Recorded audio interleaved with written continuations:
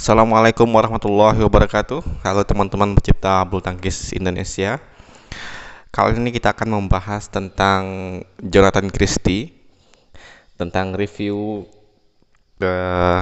game pertandingan antara Jonathan Christie melawan pemain Malaysia Lee Zijia di babak pertama All England 2020.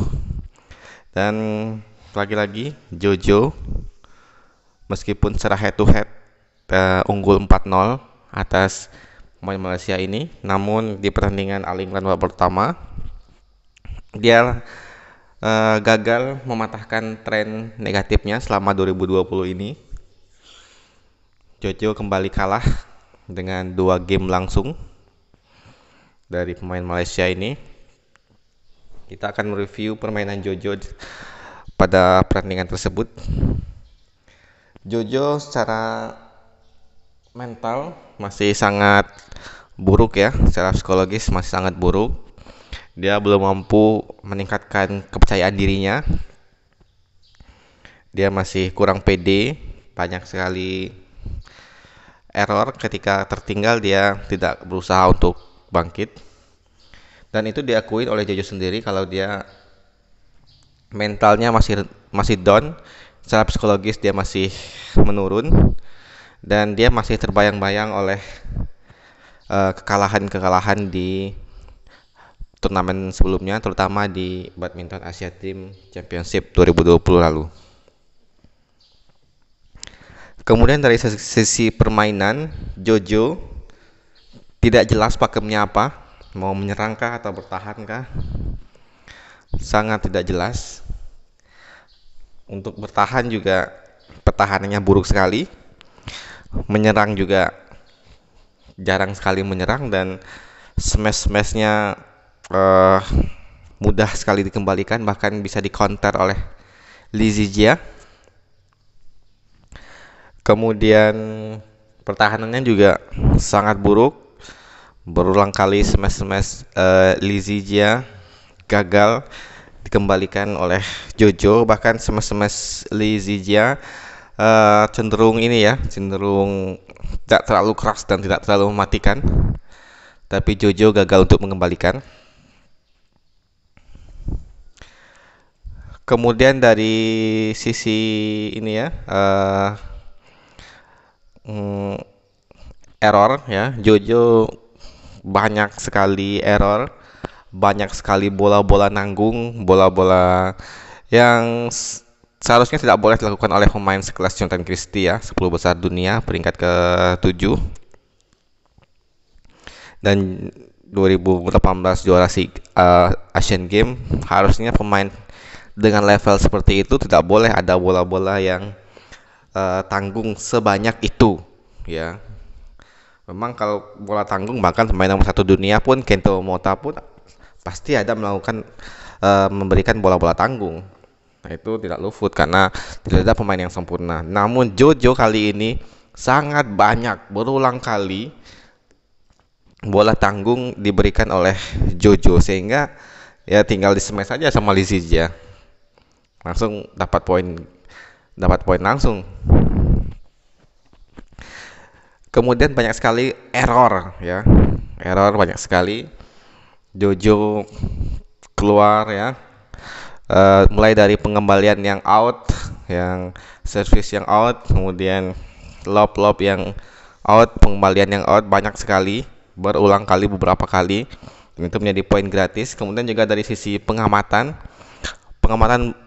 Jojo sangat buruk ya, berulang kali dia berusaha mengamatin bola, dia berpikir itu keluar dan ternyata itu masuk, dan itu buruk sekali. Tidak hanya satu kali, 1, 2, 3 kali dia melakukan itu. Kemudian netting Jojo sangat buruk ya.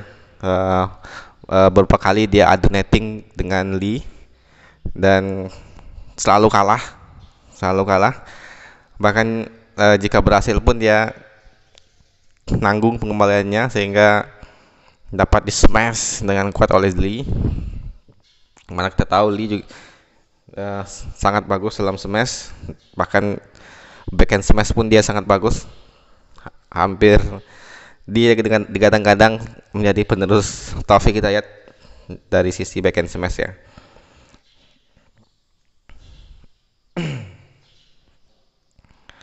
Itu tadi dari netting. Jojo sangat buruk sekali ya dari segi netting, kemudian adu drive juga seringkali Jojo dia berusaha untuk mengembalikan permainan, merubah tempo permainan menjadi cepat. Namun Jojo juga gagal juga dalam adu drive. Beberapa kali dia mencoba untuk adu drive dan gagal. Di set kedua, di set pertama Jojo awal-awal bisa mengimbangi Lee, tapi di interval kedua Jojo tertinggal dan tidak bisa mengejar ya. Dan kalau dalam posisi tertinggal, Jojo tidak terlihat ngotot ya. Dia pola permainannya masih sama seperti di interval pertama game pertama. Ya, tidak ada perubahan strategi yang dilakukan oleh Jojo, dan bahkan di set kedua sama sekali tidak ada perubahan strategi. Permainannya sama seperti set pertama ya, tempo lambat, cenderung menunggu, tidak sama sekali tidak agresif ya. Bahkan di set pertama Jojo tertinggal 8-0 itu sangat buruk sekali ya, sehingga dan buruknya lagi ketika dia tertinggal 8-0, Jojo seakan-akan telah berpikir dia selesai, permainannya selesai, gamenya selesai, dia sudah pasti kalah. Tidak ada usaha untuk membalikkan keadaan, artinya sangat gampang menyerah ya, dari Jojo. Dan sejak di set kedua unggul pertama tertinggal 8-0, kemudian masih mendekat 12-8, kemudian habis itu ya kalah, dan sehingga 21-13 ya. Sekali lagi masih banyak PR, masih banyak yang harus diperbaiki oleh Jonathan Christie agar dia bisa meningkatkan permainan sehingga memperbaiki peringkat dia dan meraih gelar-gelar yang bergengsi ya. Saya rasa jangan dulu berpikir tentang gelar ya. Jojo harus memperbaiki permainannya ya, dari netting, dari pukulan drive, kemudian kurangi error, kemudian pengamatan terhadap bola juga harus sempurna ya. Kemudian mentalitas yang paling penting ya, mentalitas psikologisnya. Artinya ya kalah, lupakan itu, jangan lagi diingat-ingat ya.